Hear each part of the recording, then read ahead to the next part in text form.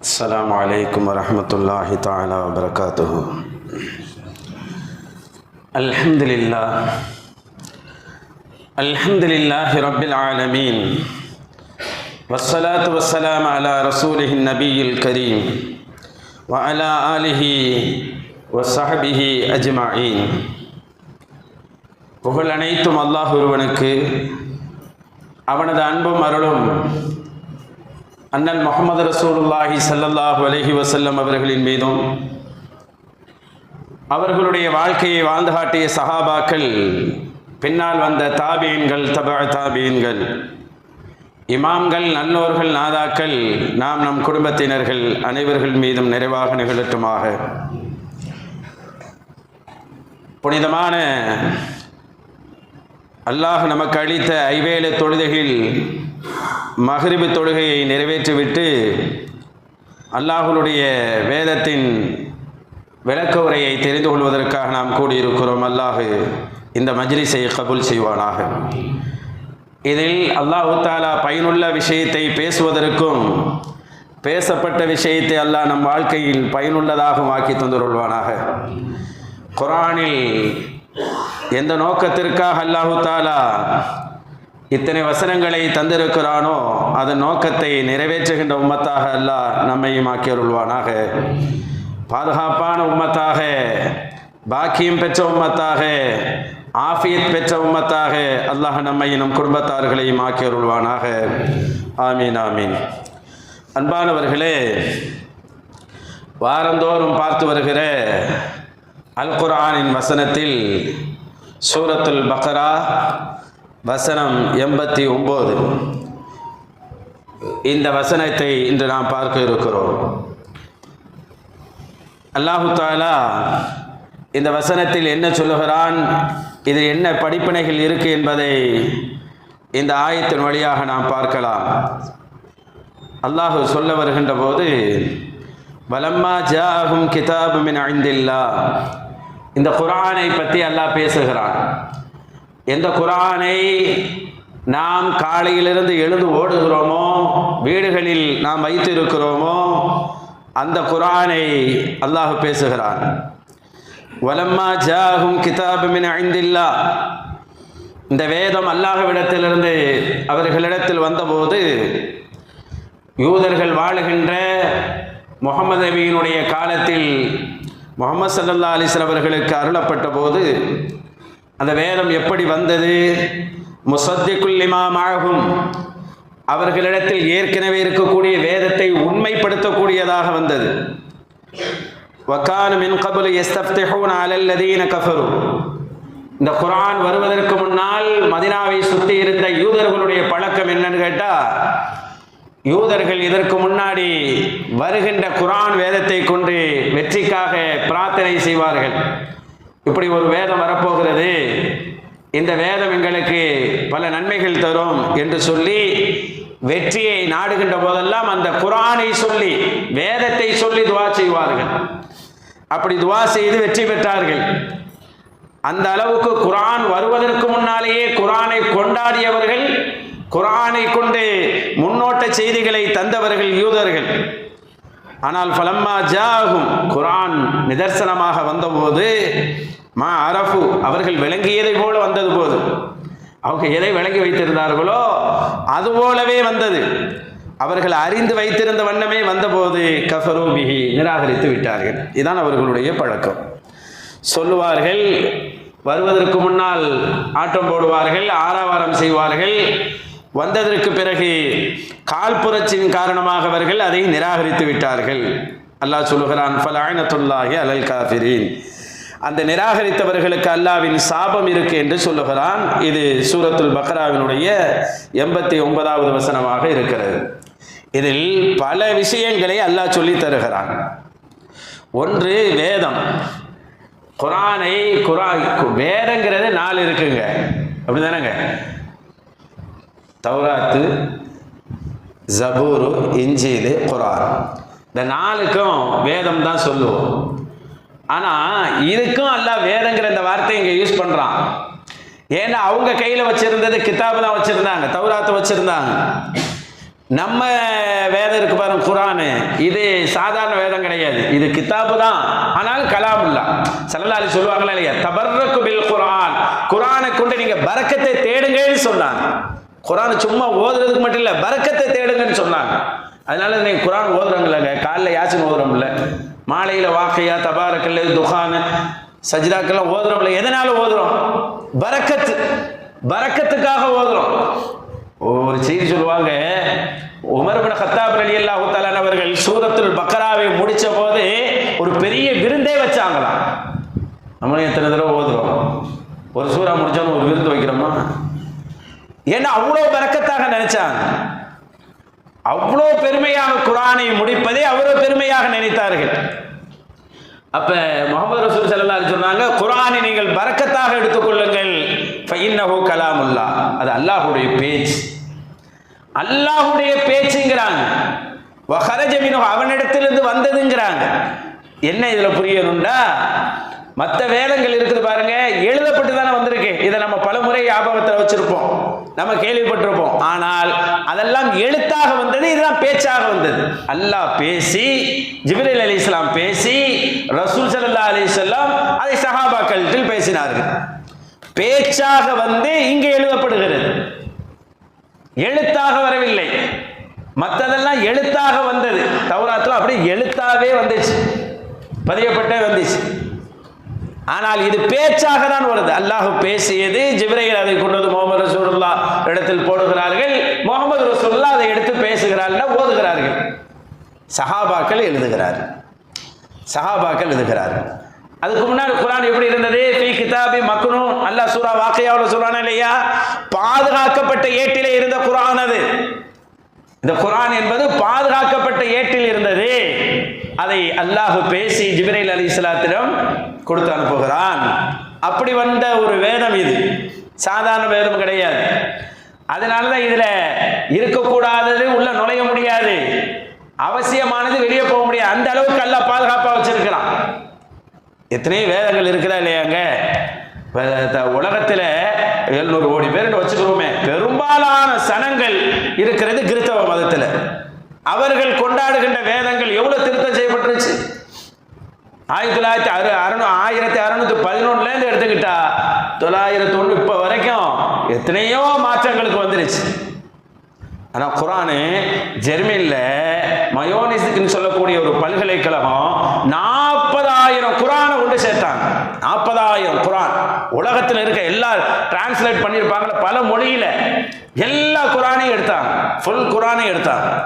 எல்லா குர்ஆனையும் கொண்டு வந்து ஒரு நாள் 2 நாள் இல்லைங்க, 1 மாசம் 2 மாசம் இல்ல, 50 வருஷமா ஆய்வு செய்யறாங்க. ஆய்வுக்கு எடுத்துக்கிட்டாங்க குர்ஆனை, 50 வருஷமா ஆய்வுக்கு எடுத்துக்கிட்டு 50 வருஷம் கழிச்சு யார் எடுத்தவர்கள், யாரு படித்தவர்கள், சிந்தனையாளர்கள், பண்பாளர்கள், இன்னும் சொல்ல போனா மெஜாரிட்டி கிறிஸ்தவர்கள், இஸ்லாமியர்கள் அல்ல, அதிகம் கிறிஸ்தவர்களை கொண்ட ஒரு ஜெர்மனி யூனிவர்சிட்டி.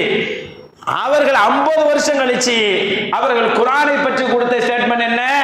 அவர்கள் சொல்லுகிறார்கள், குர்ஆனில் அச்சு பிழை தவிர வேற எந்த தவறும் இல்லை.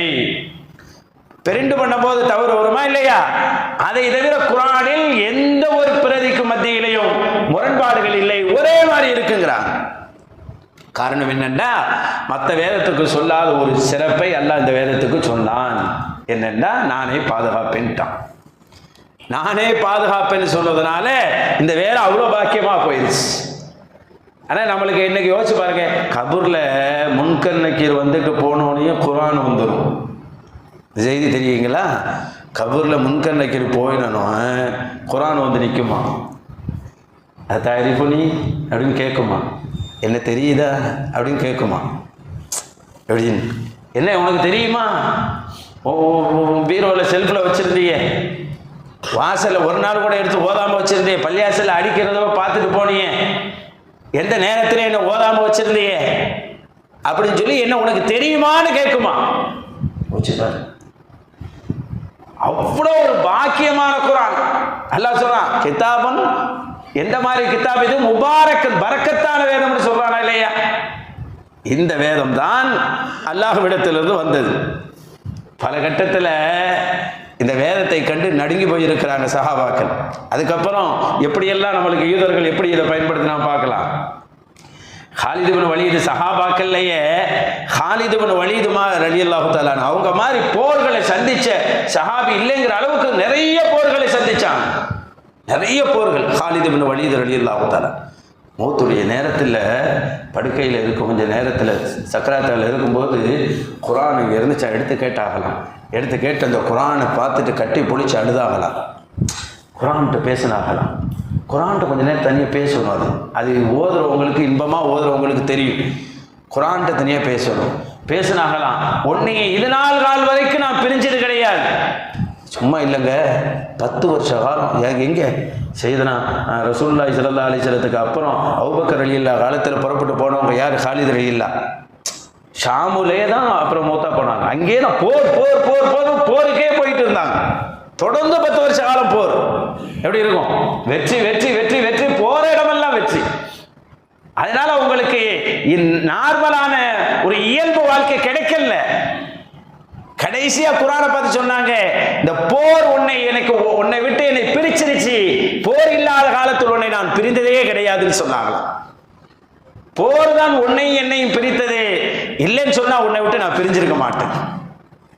உன்னை விட்டு பிரிய எனக்கு மனசே கிடையாதுன்னு சொன்னாங்களா ஹாலித் இப்னு வலீத் ரலியல்லாஹு தஆலா. எவ்வளவு போரை சந்தித்தவர்கள், எவ்வளவு சுப செய்திகள்லாம் பெற்றவர்கள் அவர்கள். கொஞ்சம் பாருங்க. உமர் இப்னு கத்தாப் ரலியல்லாஹு ஏன் நைட் நேரத்தில் உலா வர்றாங்க? குற்றவாளியை பிடிக்கவா? உமர் எல்லாம் நைட்டில் ரவுண்டு வர்றாங்கன்னு சொல்றாங்களே, குற்றவாளியை பிடிக்க வர்றாங்க. தான் குற்றத்தை யாராவது சொல்வார்களா என்று நினைச்சுதான் வர்றாங்க. என்ன ஒரு ஆட்சி செய்கிறாரு இவர், என்ன ஆட்சி செய்கிறாரு அப்படின்னு யாராச்சும் ஒரு குறை சொல்ல மாட்டாங்களா? இப்படி யாராச்சும் பார்க்க முடியுமா? நைட் நேரத்தில் சில நேரத்தில் நைட் நேரத்தில் ரகசியமாக பேசுவாங்களே, என்ன அரசு சரியில்லை அப்படின்ட்டு.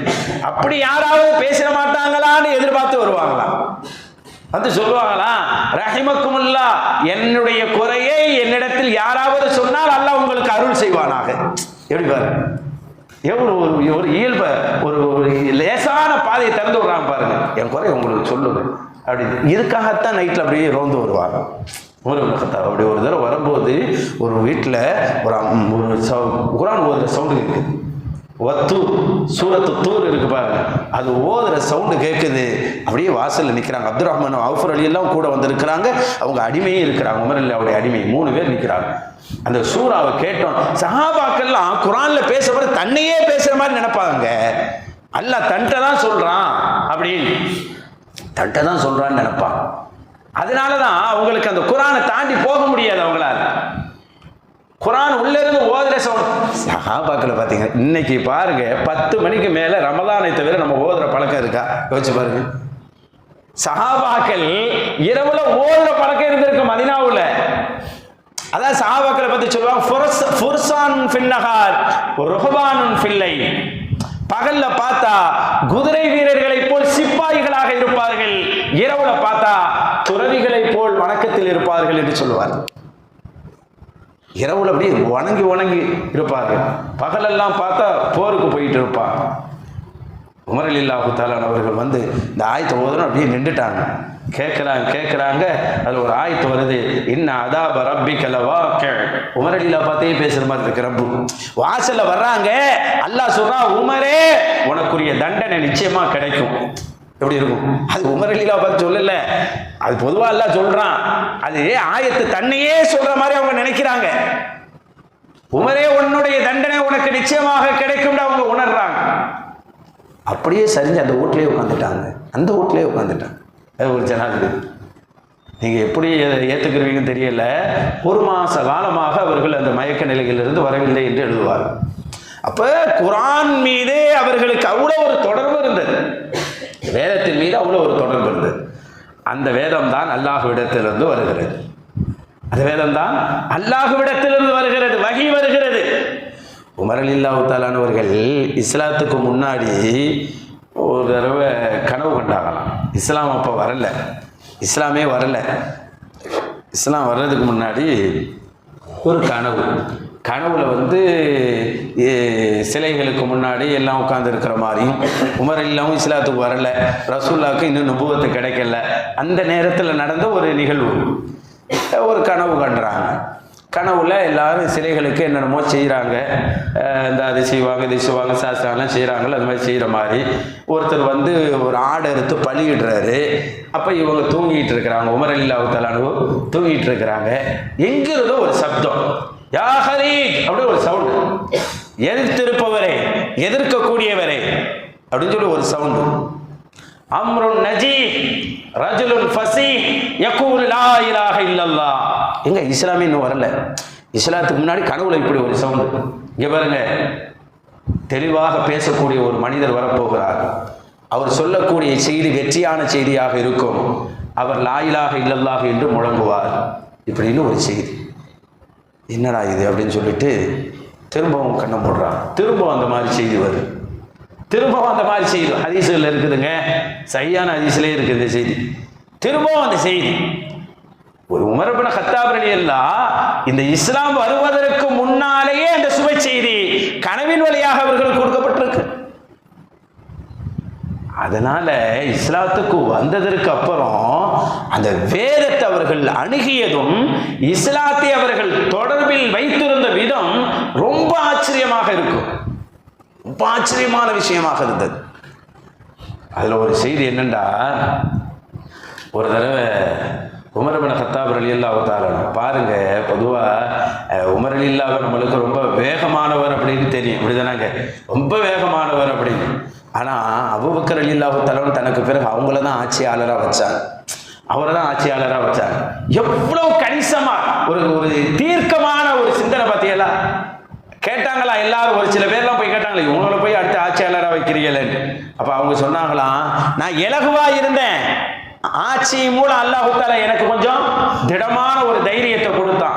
திடமா இருக்கிற உமர் இப்னு கத்தாபுக்கு அல்லாஹ் ஆட்சியார் இலகுவான மனதை கொடுப்பான்னு சொன்னாங்களாம் அபூபக்கர் சித்திக் ரலியல்லாஹு தஆலா.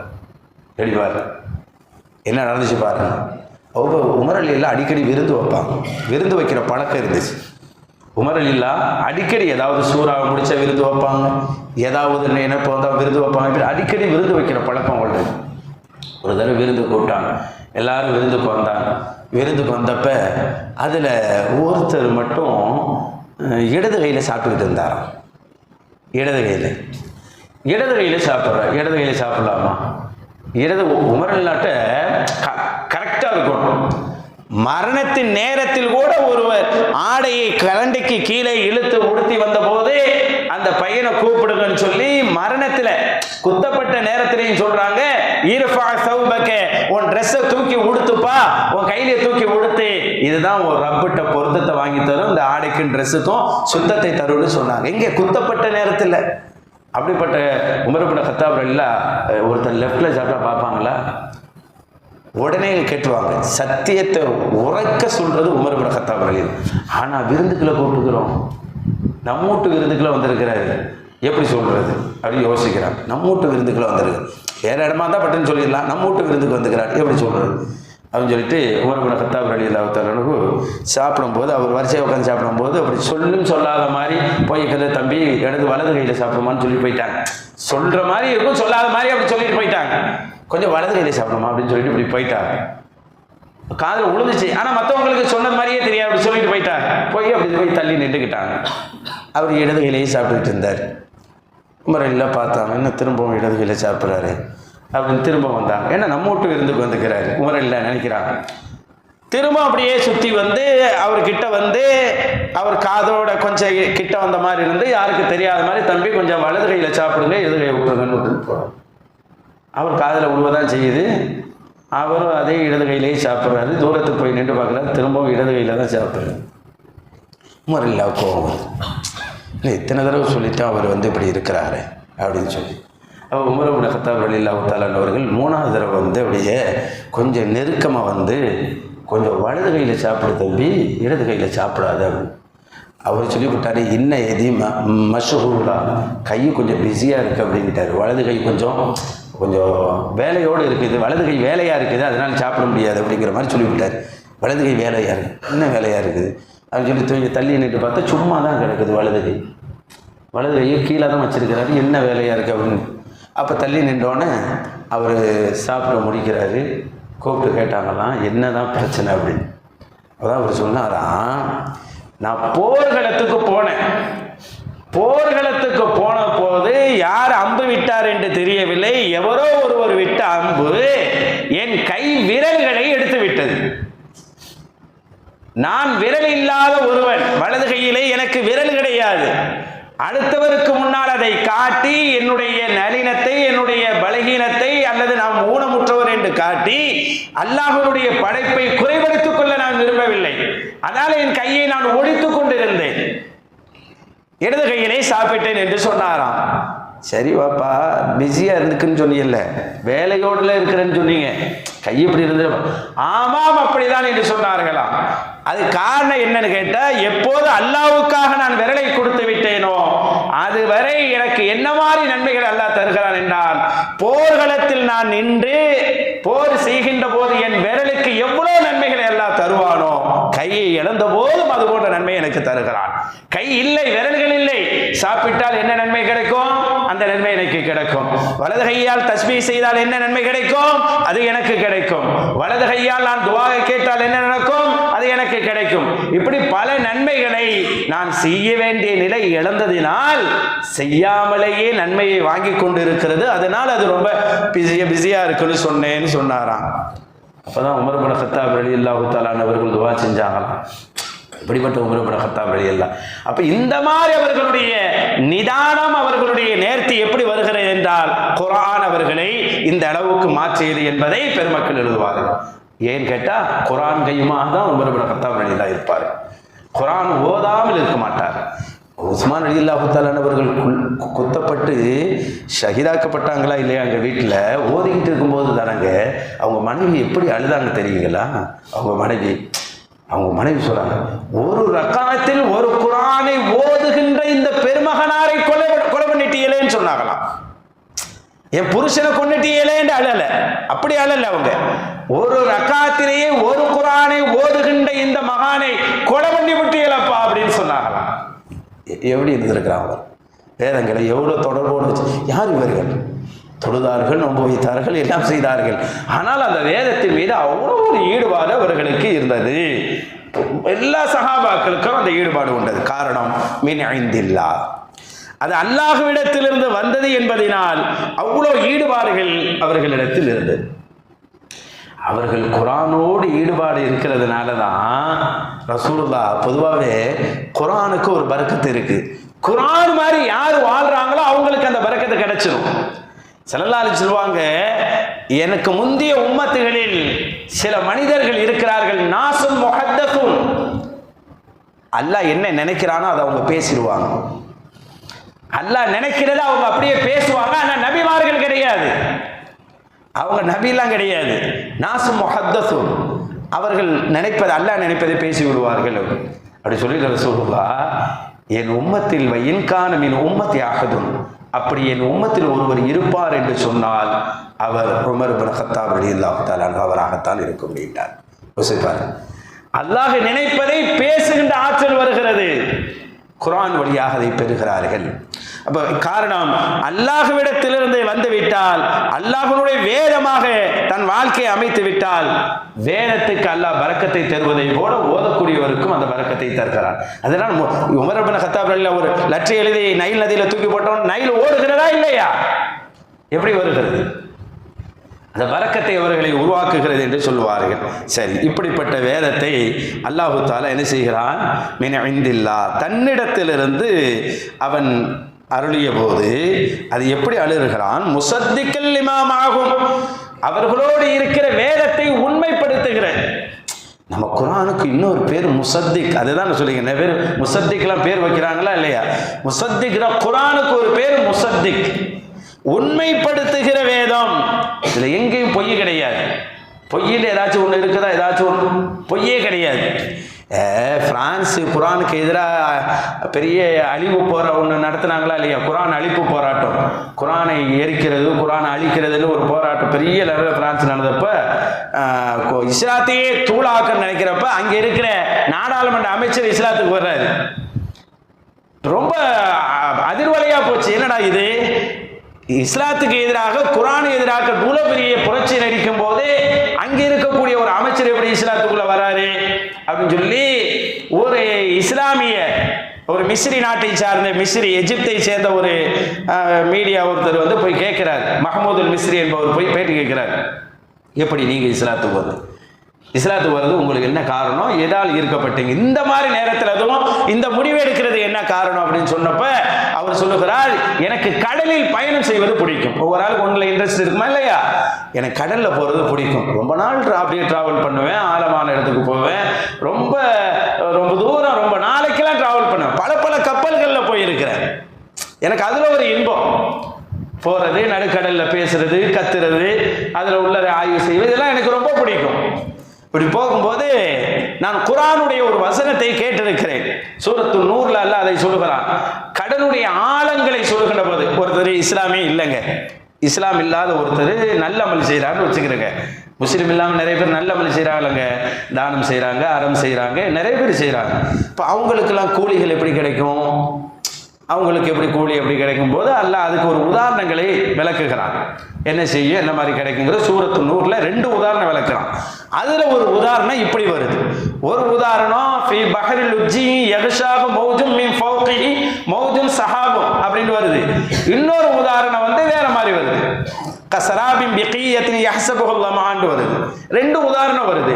அதுல என்ன சொல்றான்டா அல்லாஹ், முஸ்லிம் இல்லாத ஒருத்தர் நல்ல அமல் செஞ்சா, அதிகமாக அறங்கள் செஞ்சா, அவருக்கு ஒரு உதாரணம் சொல்றான்.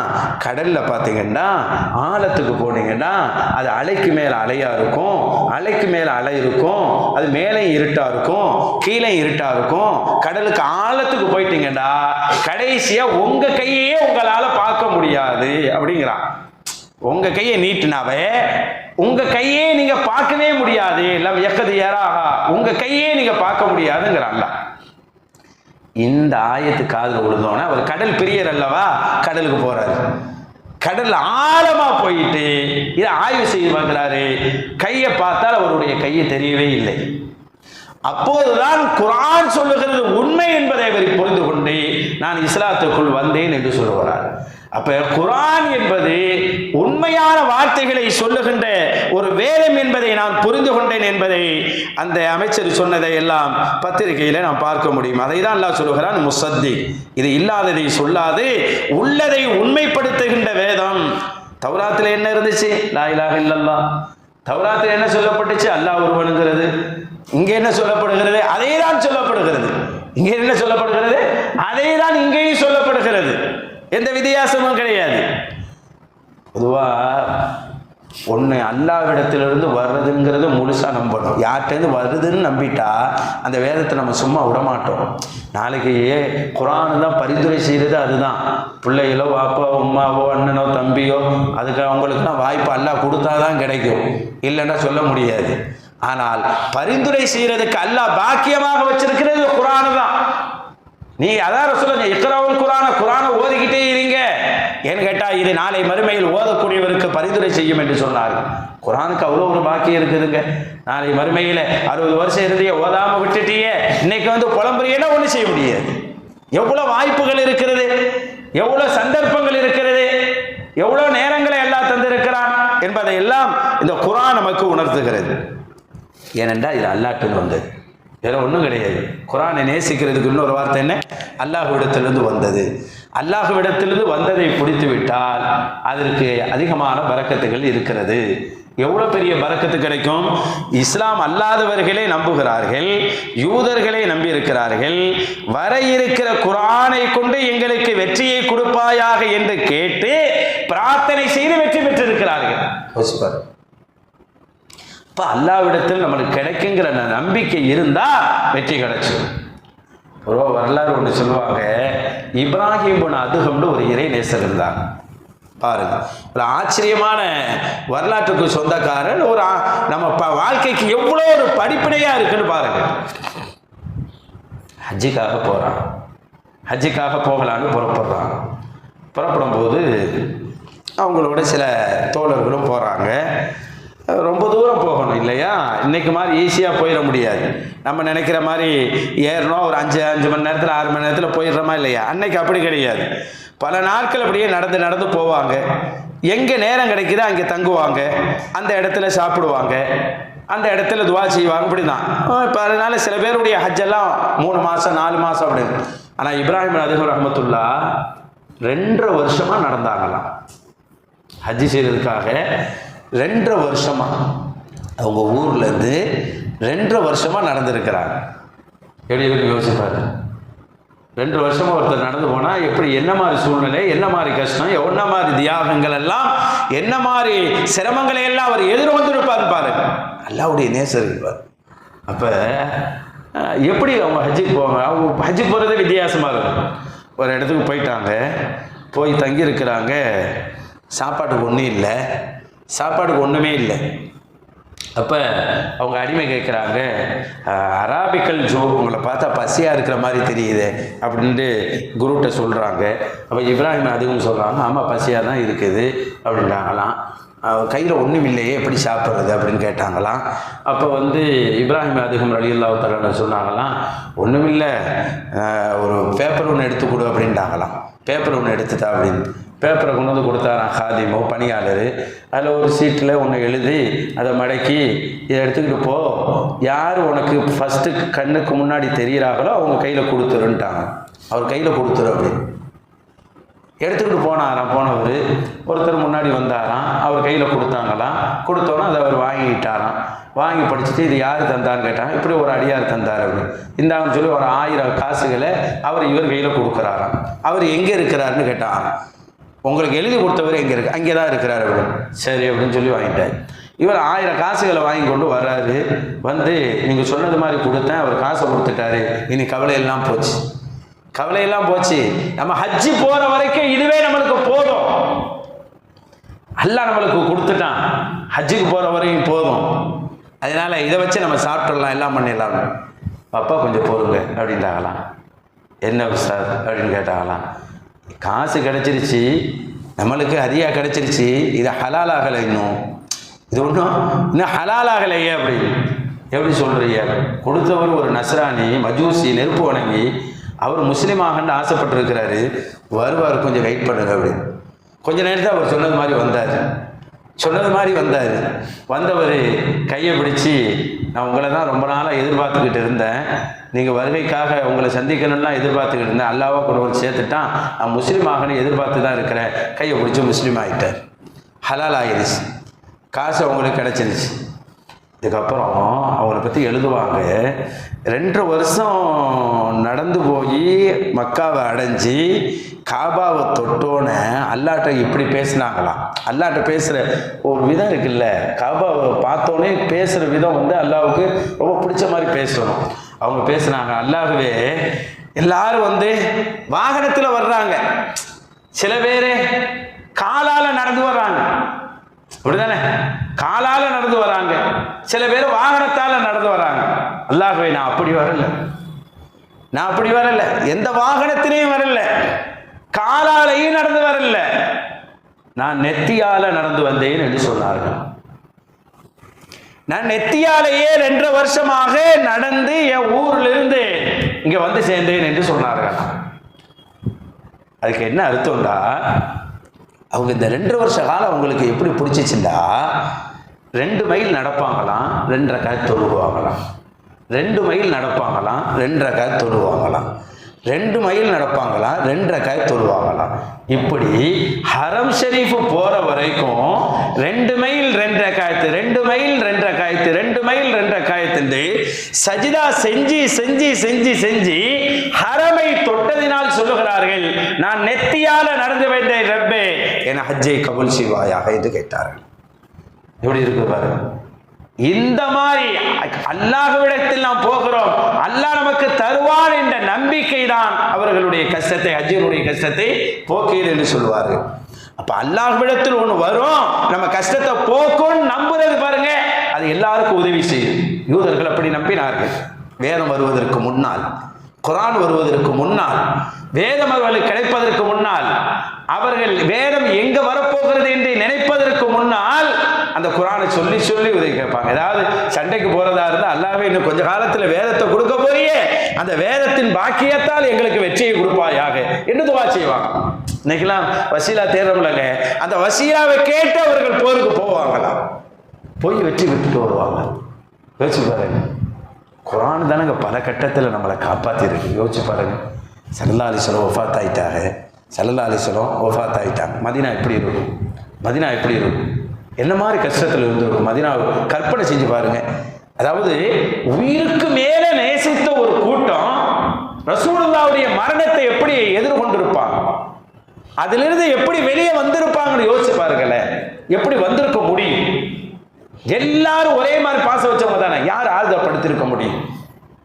எல்லாரும் என்ன பேசுறாங்க தெரியுமா? முகமது ரசூலுல்லாஹ் வஃபாத் ஆகிட்டாங்க, இனி மார்க்கம் முடிஞ்சு போச்சு, அடுத்த கட்டத்துக்கு இஸ்லாம் போகாது, இஸ்லாம் அழிஞ்சிருச்சு, இஸ்லாம் அழிஞ்சிருச்சு, அடுத்த கட்டத்துக்கு கொண்டு போறதுக்கு தலைவர்கள் கிடையாது, முகமது நபி முடிஞ்சு போயிட்டாங்க, அதுக்கப்புறம் யார் அதை கொண்டு போக மாட்டாங்க. காரணம் அவங்க இருந்த கவலைகள் எப்படி? ரசூலுல்லாஹ் வஃபாத் ஆன போது பேச முடியல, சிந்திக்க முடியல, யோசிக்க முடியாத நேரத்தில் அடுத்த கட்டத்துக்கு இஸ்லாம் வருமா அப்படிங்கிற கடுமையான நெருக்கடியில் இருந்த போது குர்ஆன் தானே காப்பாத்துனுச்சு. குர்ஆன் காப்பாத்துனுச்சா இல்லை? குர்ஆன்ல ஒரு ஆயத்து தான் சித்திகுல் அக்பர் ரலியல்லாஹு தஆலா அவர்கள் சொன்னாங்க. குர்ஆனை வச்சு தான் அந்த உம்மத்தை வெற்றிக்கு கொண்டு வந்தாங்க.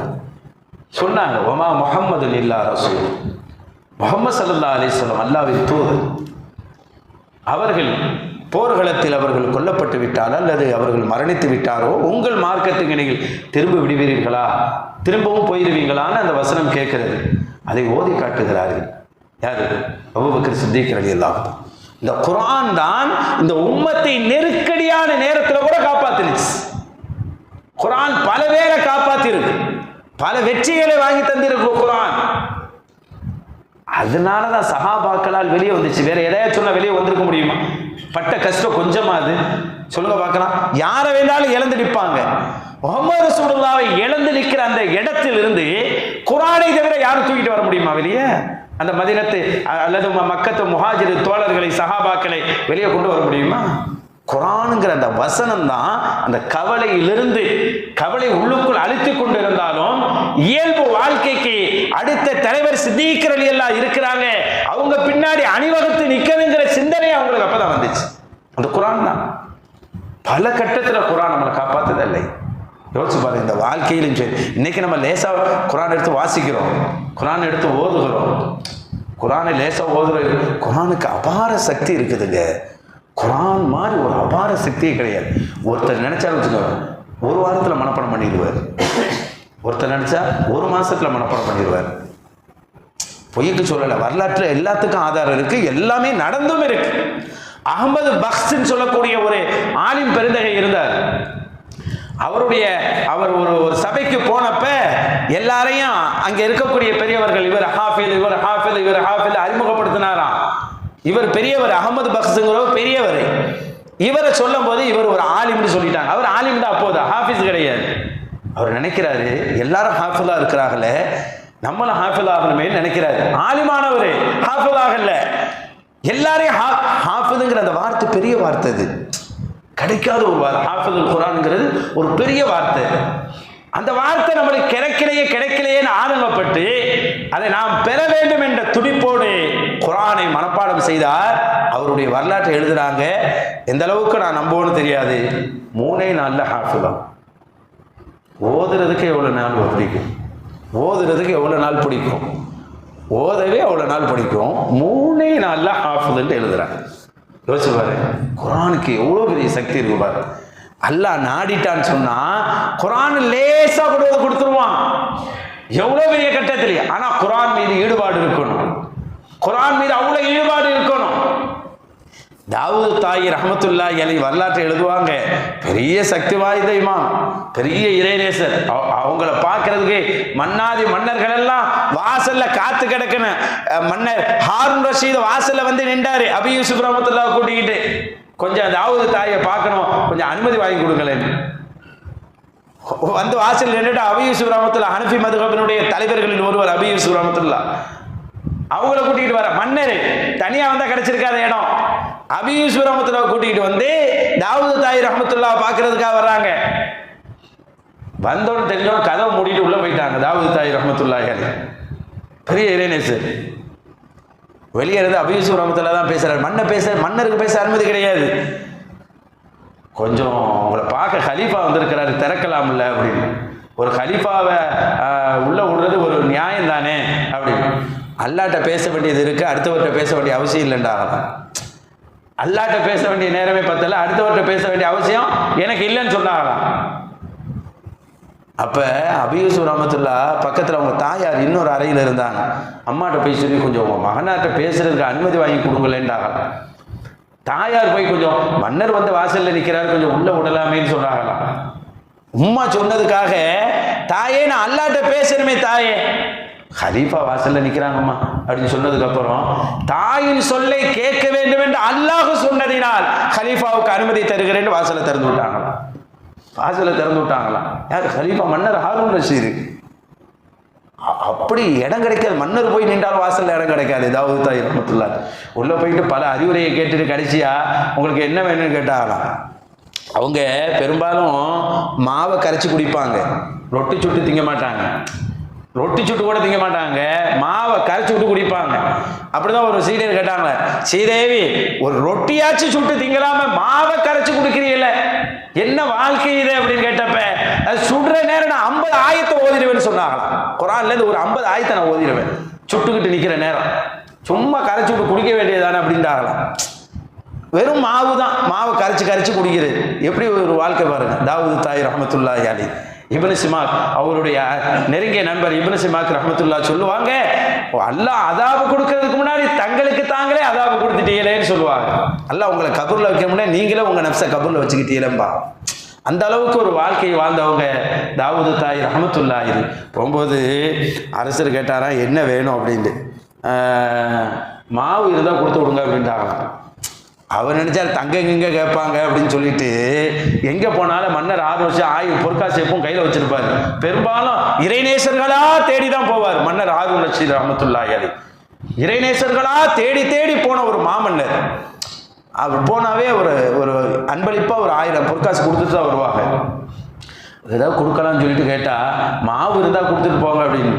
மாவா எவ்வளவு வேணும்? 2 மூட்டை 1 மூட்டை அப்படின்னு. நீங்க எத்தனை மூட்டை வேணா வாங்கிட்டு வாங்க அப்படின்னு அவர் சொன்னாங்களாம். சரி நான் உடனே ஆணையிடுறேன். நான் ஆணையிடக்கூடாது, நீங்க தான் கொண்டு வரணும் அப்படின்ட்டாகலாம். நான் கொண்டு வரணும். சரி நான் கொண்டு வந்துடுறேன் அப்படின்னு.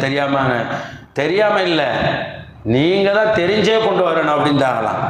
அப்ப சரி நைட்ல தூக்கிட்டு வந்துடுறேன். நைட்லாம் கிடையாது, நீங்க பகல்ல தான் தூக்கிட்டு வரணும் அப்படின்னு சொல்லி, பகல்ல தான் தூக்கிட்டு வரணும் அப்படின்னு. பகல்ல தூக்கிட்டு வராதா? சரி பின்பக்கமா காட்டு பக்கமா தூக்கிட்டு, மக்களுக்கு முன்னாடி எல்லாம் தெரிகிற மாதிரி ஒரு மூட்டையை தலையில தூக்கி வச்சுட்டு என்கிட்ட கொண்டு வந்து மாவை கொடுக்கணும். அதுக்கு மேல பேச முடியல மன்னர் ஹாரூன் ரஷீத். இது எப்படி முடியும்? மக்கள் எல்லாம் விடுவாங்களா? மன்னர் மூட்டையை தூக்கிட்டு போனா மக்கள் விடுவாங்களா? ஒரே முழிச்ச மாதிரி நின்றாங்களாம். ஒரு மூட்டையை தூக்குறதுக்கு உங்களுக்கு வழி இல்லை, கண்ணு பிதுங்கி போய் நிற்கிது. நீங்க எப்படி மக்களுடைய அரசை நடத்த போறீங்க? நாளைக்கு அல்லாட்ட போய் என்ன பதில் சொல்ல போறீங்க அப்படின்ட்டாகலாம். ஒரு மூட்டையை தூக்கிட்டு வந்து கொடுக்க முடியலையே உங்களால, நீங்க எப்படி அரசை தூக்கிட்டு நிக்கிறீங்க? நாளைக்கு அல்லாட்ட போய் பதில் சொல்லணுமேன்னு சொன்னாங்களாம். யாரு? தாவூத் தாய் ரஹ்மத்துல்லாஹி அலைஹி. அதிர்ந்து போய் நின்றாங்களாம் மன்னர் ஹாரூன் ரஷீத் ரஹ்மத்துல்லாஹி அலைஹி. இப்படி அல்லாஹ்வுக்காக குர்ஆன் ஆயத்தை ஓதுவதற்கு எனக்கு சாப்பாடு தடையா இருக்கும்னு சொல்லி சுட்டு திங்காம கரைச்சு குடிச்சாங்க மாவு தாவூத் தாய் ரஹ்மத்துல்லாஹி. ஏன்னா அதுல எனக்கு எல்லா உதவியும் கிடைக்கும், அதன் வழியாக எனக்கு உதவி கிடைக்கிது. உங்கள் உதவி எனக்கு எதுக்குன்னு சொன்னாங்க. அதன் வழியாக எனக்கு அல்லாஹ் எல்லா உதவியும் செஞ்சுக்கிட்டு இருக்கிறான். வேற என்ன உதவி எனக்கு வேணும்? எந்த உதவியும் தேவையில்லைன்னு சொன்னாங்க. அப்ப குர்ஆனுக்கு ஒரு சக்தி இருக்குது. எவ்வளவு நெருக்கடியான நேரத்திலும் வெற்றியை வாங்கி தரக்கூடிய ஒரே வேதம் குர்ஆன். பல கட்டத்தில் ரசூலுல்லாஹி ஸல்லல்லாஹு அலைஹி வஸல்லம் காலத்திலிருந்து இந்த காலம் வரைக்கும், இனி வரக்கூடிய காலம் வரைக்கும் குர்ஆன் எல்லா வகையான வெற்றியும் தரும் என்பது இந்த உம்மத்துக்கு மட்டுமல்ல, எல்லாருக்குமே தெரியும். எல்லாருக்கும் தெரியும். அதுக்கு ஒரு வரலாறு ஒன்று சொல்லுவாங்க.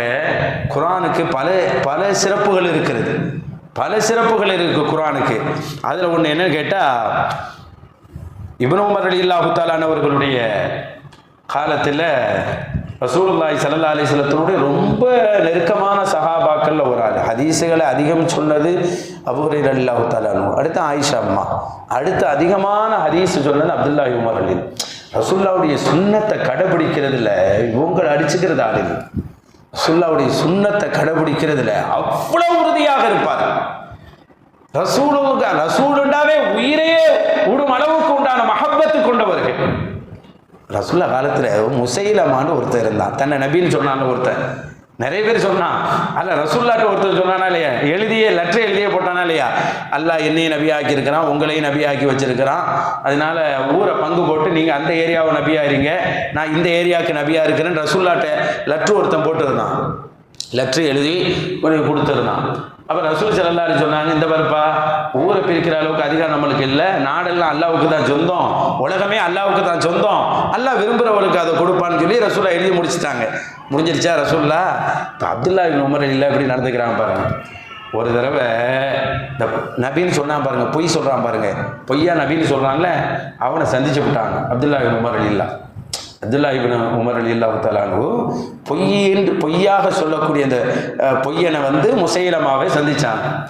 அப்போ அவனே வந்தானா, எப்படி உமர் அப்படின்றானா, என்னப்பா அப்படின்னு கேட்டாங்களாம். ஏதோ லெட்டர்லாம் கொடுத்தீங்களாம் பாப்பா. ஆமாம், நானும் நபின்னு சொல்லி உங்கள் நபிக்கு லெட்டர் கொடுத்தேன் அப்படின்னு. சரி, இன்னைக்கு கூட எனக்கு ஆயத்து இறங்கியிருக்கு அப்படின்னு சொன்னானா, இன்னைக்கு கூட ஆயத்து இறங்கியிருக்கு அப்படின்னு. இன்னைக்கு கூட ஆயத்து எவ்வளோ தைரியமா இப்னு உமர் ரலியல்லாஹு தஆலா அன்ஹு ரசூலுல்லாஹ்வோட ரொம்ப நெருக்கத்தில் இருக்கிறவங்க. அப்படியே அவன் சொல்றான், மாதா உன்சில அலையல் பாரிஹா, இந்த நேற்று கூட காலையில் கூட ஒரு ஆயத்தை இறங்குனுச்சு அப்படின்னு, கொஞ்சம் ஓதி காட்டுவேன்னு சொன்னான். ஓதி காட்டுவாப்பா அப்படின்னு சொன்னோடனே அவன் ஓதி காட்டினானா, எப்பவும் போல நம்ம கேட்டிருப்போம்ல, அல்ஃபீலும் அந்த ஆயத்தை தான் ஓதி காட்டினான்.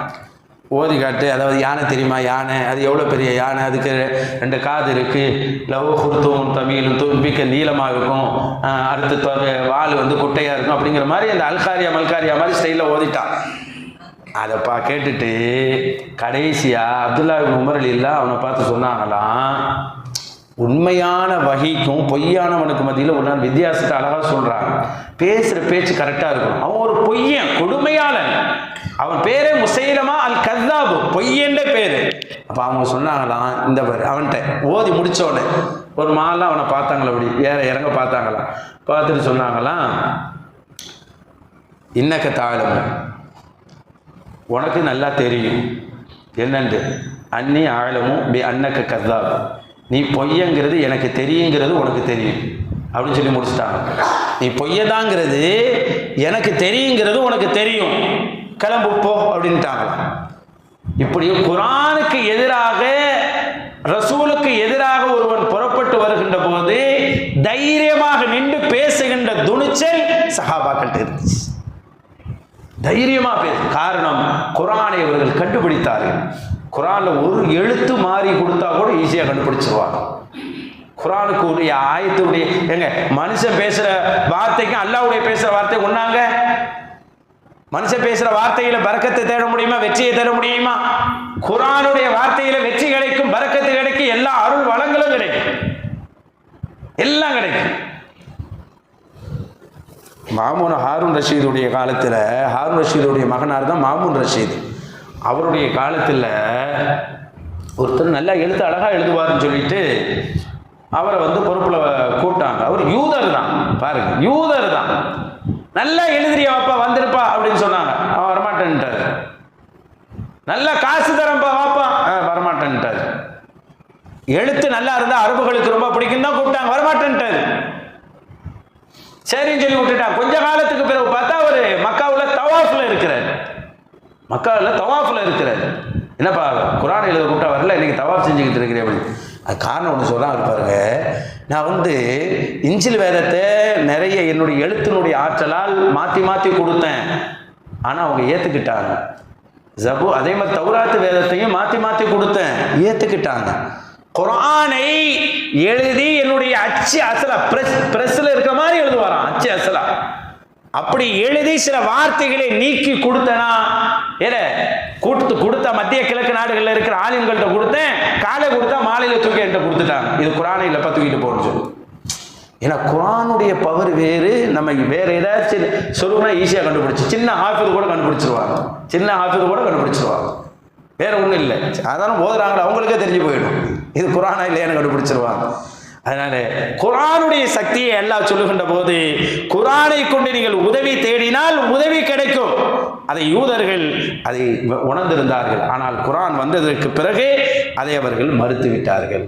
கால்துணர் மறுத்ததினால் குர்ஆனை மறுத்தவருக்கு அல்லாஹ்வுடைய சாபம் இருக்கிறது என்பதை அல்லாஹ் தஆலா இந்த ஆயத்தின் வழியாக சொல்லுகிறான். குர்ஆனை எவர் மறுக்கிறாரோ அவர் காஃபிர் தான். குர்ஆனை மறுத்தவர் குர்ஆனை முழுசா மறுக்க வேணாம், அது ஒரு ஆயத்தை மறுக்கிறான்னு வச்சுக்கிறோம், காஃபிர் தான் அவரு. இல்ல ஒரு சூறாவை மறுக்கிறான்னு வச்சுக்கிறோம், காஃபிர் தான். குர்ஆன் என்பதே அல்லாஹ்வுடைய வேதம். அது ஒரு இடத்தை மறுத்தாலும் அவர் காஃபிர் ஆகி விடுவார். குர்ஆன் ரசூல் ஸல்லல்லாஹு அலைஹி வஸல்லம் கொடுத்த அற்புதங்கள்ல ஒண்ணு இல்லையா? இன்னைக்கும் ரசூல் ஸல்லல்லாஹு அலைஹி வஸல்லம் அற்புதத்தில் ரசூல் ஸல்லல்லாஹு அலைஹி சொல்லுவாங்கல்ல, என் சகோதரர்களை பார்க்க ஆசையா இருக்குன்னு சொல்லுவாங்க. என் சகோதரர்களை பார்க்க ஆசையா இருக்குன்னு சொல்லுவாங்க ரசூலுல்லாஹ். உடனே சஹாபாக்கள், நாங்க தானே அப்படிம்பாங்க. நீங்க அஸ்ஹாபி, நீங்கள்லாம் என்னுடைய சஹாபாக்கள், என்னுடைய தோழர்கள் நீங்கள் அப்படின்னு. அப்போ ரசூலுல்லாஹ் சஹாபா கேட்பாங்க, அப்போ உங்கள் சகோதரர்கள் யார், உஹ்வத் யார் அப்படி. பின்னாடி வருவாங்க, என்ன பார்த்துருக்க மாட்டாங்க, ஆனால் நான் ஒன்று சொன்னால் ஏற்றுக்கிடுவாங்க. வகி இறங்கினதை பார்த்துருக்க மாட்டாங்க, வகியை அப்படியே ஏற்றுக்கொள்வாங்க. ரசூலுல்லாஹ் சொன்னாங்க, அல்ஹம்துலில்லாஹ், அப்படியா நாயகமா சொன்னாங்க அப்படின்னு உயிருக்கு உயிராக அதை நேசிப்பாங்க. குர்ஆனை அப்படி எடுத்துக்கொள்வார்கள். அதுக்கு காரணம் என்னென்றா, அவர்கள் அதை பார்த்திருக்க மாட்டார்கள், நம்புவார்கள். அவ்வளவு பெரிய விஷயம், அப்படிதானங்க? அப்ப எந்த அளவுக்கு நம்ம நம்புகிறோமோ அந்த அளவுக்கு நம்மளுக்கு நர்பாக்கியம் கிடைக்கும், உயர்ந்த நிலை கிடைக்கும். அல்லாஹ் உயர்ந்த நிலையில கொண்டு போய் நம்மளை வைப்பான். ஈமான் தான் ஒரு குர்ஆன் மீது வச்சிருக்கிற ஈமானும் நபியின் மீது வச்சிருக்கிற ஈமான் தான் நம்மளை உயர்த்தும். அந்த நம்பிக்கை தான் நம்மளுக்கு உயர்த்தும். யோசிச்சு பாருங்க, நஃபீசத்துல் மிஸ்ரியா ரலியல்லாஹு தஆலா அன்ஹா அவங்களுடைய காலத்தில் ஒரு செய்தி சொல்லுவாங்க. அவங்க காலத்தில் ஒரு தடவை 6 வத்திருச்சான். சொல்லுவாங்களா, ஊத சொல்லுவாங்களா, பள்ளிக்குள்ளேருந்து வர்றவங்க பாக்கியமானவங்க, அவங்க ஊதனா சரியாயிடும் அப்படின்னு ஒரு நம்பிக்கை. அப்ப இந்த நம்பிக்கையை உருவாக்குறது அல்லாஹ் தானே. அப்ப உள்ளுக்குள்ள என்ன நடக்கிறது? இந்த குர்ஆனை ஓதுகிறார்கள், அவர்கள் தொழுகையை படிக்கிறார்கள், அதில் ஒரு நம்பிக்கை வரும்.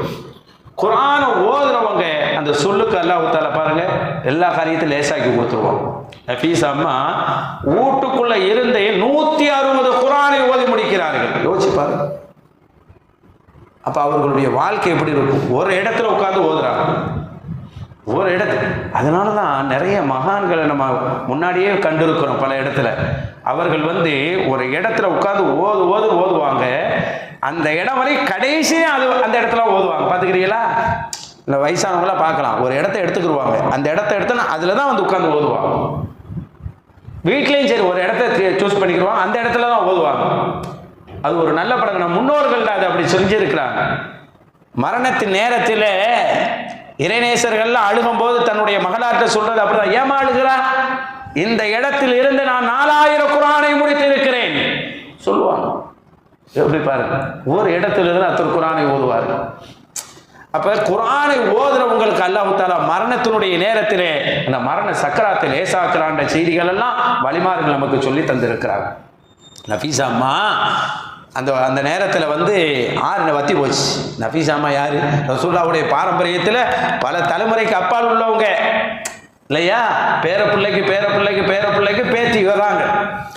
அப்படி வர்றவங்க நஃபீஸா அம்மா அந்த நேரத்தில் 6 வத்தியப்போ அவங்கள்ட்ட எல்லாரும் சொன்னாங்களாம். ஷாஃபி இமாம்லாம் அவங்களுடைய துவாவை நாடி நின்றாங்க. ஷாஃபி இமாம்னு சொல்கிறோம்லங்க, நம்ம மதுஹபினுடைய தலைவர். அவங்கெல்லாம் நஃபீஸா அம்மாவுடைய துவாவுக்காக ஏங்கி நிற்பாங்க. அப்ப அண்ணன் 6 வத்திருச்சுன்னு சொன்னோன்னே கவலைப்படாதீங்க அப்படின்னு சொல்லி தான் தலையில போட்டிருந்த துணி எடுத்து இது கொண்டு போய் போடுங்க சரியாயிடுன்னு சொன்னாங்க. அதை போட்டுட்டு தான் நான் குர்ஆனே ஓதுவேன். பெண்கள்லாம் முழுசா மூடி தான் ஓதுவாங்க. எவ்வளவு உயிரோட்டம் இருந்தால் அது யோசிச்சு பாருங்க. ஏங்க நம்ம லேசா நினைக்கிறோங்க, நம்ம எதெல்லாம் போட்டுக்கிட்டு ஓதுறோமோ அதுல பாக்கியம் இருக்குங்க, பரக்கத்து இருக்குங்க. தொப்பியை மாட்டிக்கிட்டு ஓதுறோமா அதுல பரக்கத்து வருது, சட்டையை போட்டுக்கிட்டு ஓதுறோமா அதுல பரக்கத்து இருக்குது. நம்ம நம்பணும். அல்ல நான் ஓதுனால என்னுடைய உடல்ல போட்டிருக்கிற ட்ரெஸ் வரையும் அதை பரக்கத்தாக்கி வைக்கிறாங்க. அதனால பாருங்க, தொழுவைக்குன்னு தனி ட்ரெஸ் வச்சிருப்பாங்க, ஓதுறதுக்கு மகான் தனி ட்ரெஸ் வச்சிருப்பாங்க. அதுல தான் ஓதுவாங்க, அந்த தொப்பி போட்டு தான் ஓதுவாங்க. அதை எடுத்துக்கொண்டே போடுங்கன்னு போட்டாங்க, அந்த ஆறு ஓட ஆரம்பித்தது. எப்படி பாருங்க, அவர்கள் முஹம்மது ரசூலுல்லாஹி பாரம்பரியம், அது ஒரு சிறப்பு. அவர்கள் குர்ஆனோடு வாழ்ந்து கொண்டிருந்தார்கள். அப்ப குர்ஆனோடு வாழக்கூடியவர்களுக்கு எங்கும் வெற்றி இருக்கிறது. குர்ஆன் அதை தான் சொல்லுகிறது. எவர் குர்ஆனை மறுத்தாரோ அவருக்கு சாபம் இருக்கிறது என்பதை சொல்லுகிறது. குர்ஆன் நம்மளுடைய கடைசி வாழ்க்கை அல்ல, ஈருலக வாழ்க்கைக்கும் நமக்கு வெற்றியாக வந்தது. இந்த குர்ஆனை நாம் வாழ்க்கையின் பாடமாக எடுத்துக்கொண்டு குர்ஆன் எதற்காக அல்லாஹ் தந்தானோ அதன் வழியை நடக்க அல்லாஹ் அருள் செய்வானாக. குர்ஆனை எப்போதும் ரமதானுக்கு மட்டும் அல்லாது எப்போதும் தொடர்ந்து ஓடக்கூடிய காரியங்களாக அல்லாஹ் நம்மை ஆக்கி அருள்வானாக. ஒரு நாளைக்கு 3 ஆயத்தாச்சும் ஓதணும்பாங்க, நாம் 3/4 ஜுஸு ஓதுகின்ற நசீபை அல்லாஹ் தந்தருள்வானாக. குர்ஆனின் பிரகாரம் வாழ்ந்து குர்ஆனுடைய பொருத்தத்தை பெற்று கபரிலும் மறுமையிலும் குர்ஆனுடைய பரிந்துரையை பெறுகின்ற பாக்கியத்தை தருவானாக. நாயகம் ஸல்லல்லாஹு அலைஹி வஸல்லம் ஷஃபாத்தையும் அல்லாஹ்வுடைய ரிலாவை அல்லாஹ் நசீபாக்கி தந்தருள்வானாக. ஆமீன் ஆமீன். வ ஆகிரு தவானா அல்ஹம்துலில்லாஹி ரப்பில் ஆலமீன். அஸ்ஸலாமு அலைக்கும் வரஹ்மத்துல்லாஹி வ பரகாத்துஹு. அல்லாஹு அலா முஹம்மத் ஸல்லல்லாஹு அலைஹி வஸல்லம். ஸல்லல்லாஹு அலா முஹம்மத் ஸல்லல்லாஹு அலைஹி வஸல்லம். ஸல்லல்லாஹு அலா முஹம்மத். யா ரப்பி ஸல்லி வஸல்லிம்.